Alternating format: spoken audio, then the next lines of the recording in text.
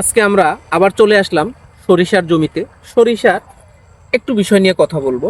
সরিষা এই যে যখন এই যে ফুল আসার মুহূর্ত, দেখেন ফুলের কলি কিন্তু চলে আসছে প্রত্যেকটা গাছে।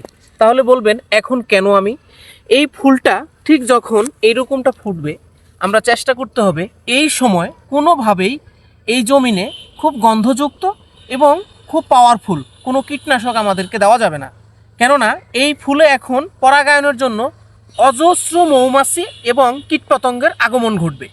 আপনি যদি এই কীটপতঙ্গ বা মৌমাছি ঔষধ দিয়ে মেরে ফেলেন তাহলে কিন্তু পরাগায়ন হবে না।